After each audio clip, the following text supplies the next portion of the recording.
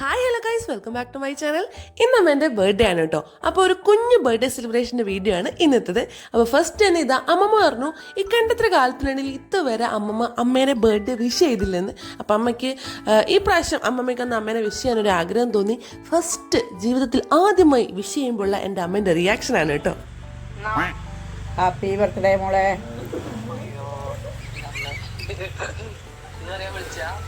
ഇതിലാണ് ജീവിതത്തിൽ ആദ്യമായിട്ട് കേൾക്കുന്നില്ല നീ. അമ്മ അങ്ങനെ കുളിരൊക്കെ കോരി അവിടെ ഇരിക്കട്ടെ കേട്ടോ. ഈ പ്രാവശ്യം കറക്റ്റ് ബർത്ത്ഡേ ടൈമിൽ മാമി നെയ്യൊക്കെ നാട്ടിലുണ്ടായിരുന്നു.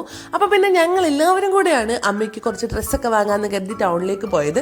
അപ്പോൾ ഇപ്പം ഇങ്ങനെ മാമി മുഖം തിരിക്കുന്നത് എന്താണെന്നറിയോ, കഴിഞ്ഞ വിഷു വ്ളോഗിൽ ഞാൻ മാമീനെ മെൻഷൻ ആക്കിയിട്ടില്ല എന്ന് പറഞ്ഞിട്ട് ഇനി ഒരിക്കലും ഒരു വ്ളോഗിൽ ഞാൻ വരില്ല എന്ന് പറഞ്ഞ് പിണങ്ങി നിൽക്കുകയാണ്. പക്ഷെ കുഴപ്പമില്ല, ഞാൻ ചാക്കിലാക്കി എടുത്തിട്ടുണ്ട്. നമ്മളെല്ലാവരും ഇങ്ങനെ കുറച്ച് ഡ്രസ്സ് എടുത്തപ്പോൾ അമ്മയ്ക്ക് കുറേ ഡ്രസ്സായി എന്ന് വേണം പറയാം. കാര്യം ഏട്ടനും അപ്പുറത്തുനിന്ന് വേറെ ഡ്രസ്സ് എടുക്കുന്നുണ്ട്. അപ്പോൾ എല്ലാം കൂടെ ആയിട്ട് ഡ്രസ്സൊക്കെ പർച്ചേസിങ് ഒക്കെ കഴിഞ്ഞ് ഞങ്ങൾ അവിടെ നിന്ന് ഞാനിങ്ങനെ അമ്മയോട് ചോദിച്ചു, അമ്മയ്ക്ക് എന്താ ഇപ്പോൾ ബർത്ത്ഡേക്ക് വാങ്ങിത്തരിക? അപ്പോൾ അമ്മ എന്താ ആദ്യം പറഞ്ഞു തരുമോ, എനിക്ക് അലുവ മതി. അപ്പോൾ ഒരു അലുവ കുതിച്ചാണ് അമ്മ. അപ്പോൾ അമ്മയ്ക്ക് കുറച്ച് അലുവയും ബർത്ത്ഡേക്ക് കട്ട് ചെയ്യാനുള്ള കേക്കും ഒക്കെ ആയിട്ട് ഇത് എല്ലാവരെയും പാക്ക് ചെയ്ത് ഞാൻ നേരെ വീട്ടിലേക്ക് വിട്ടു. പിറന്നാളുകാർ അവിടെ തന്നെ ഉണ്ട് കേട്ടോ. ഭയങ്കര കാര്യമായിട്ട് എന്തോ പണിയിലായിരുന്നു. പിന്നെ അമ്മേനെ ബർത്ത്ഡേക്ക് ഹാപ്പിയാക്കാൻ അമ്മയ്ക്ക് ഇങ്ങനെ കുറച്ച് മധുര പലഹാരങ്ങളുമായി പോയാൽ മതി. ഇപ്പം അലുവ, പിന്നെ ഇതാ പായസത്തിൻ്റെ എൻ്റെ അമ്മ അങ്ങേയറ്റം എന്താ പറയുക ഇഷ്ടമുള്ള ഒരാളാണ്. അതുകൊണ്ട് തന്നെ അമ്മമ്മ വലിയ കാര്യമായിട്ട് പായസമൊക്കെ ഉണ്ടാക്കിയിട്ടാണ് പോയത്.